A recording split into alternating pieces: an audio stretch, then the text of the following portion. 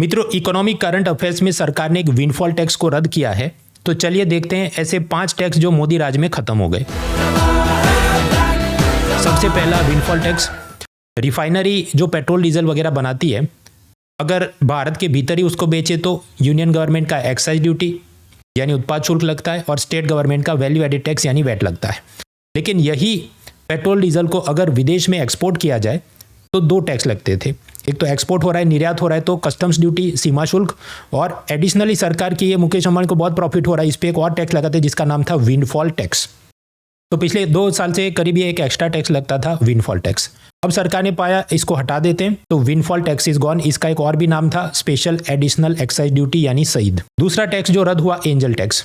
मान लीजिए गंगाजल मूवी में ये साधु यादव अपने बेटे की सुंदर कंस्ट्रक्शन स्टार्टअप में इन्वेस्ट करें और असल में जेन्युइन इन्वेस्टमेंट ना हो, मनी लॉन्ड्रिंग, काले धन को सफ़ेद करने का, ब्लैक मनी को वाइट करने का ये जोलजाल चल रहा हो, तो ऐसे स्टार्टअप को जो इन्वेस्टमेंट आ रहे थे उस पर सरकार ने एक टैक्स लगाया था जिसका नाम था एंजल टैक्स, जो स्टार्टअप कंपनी ने भरना पड़ता था।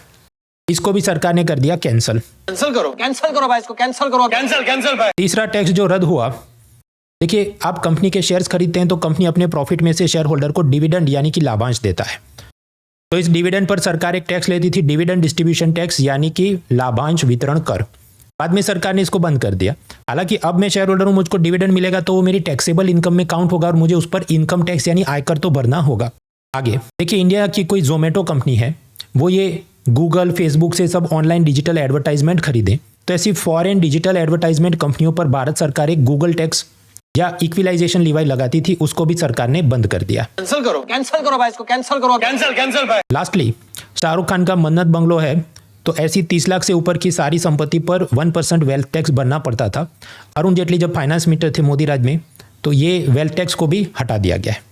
तो कुल मिलाकर ऐसे 5 अलग अलग टैक्स को मोदी सरकार ने हटा दिया है।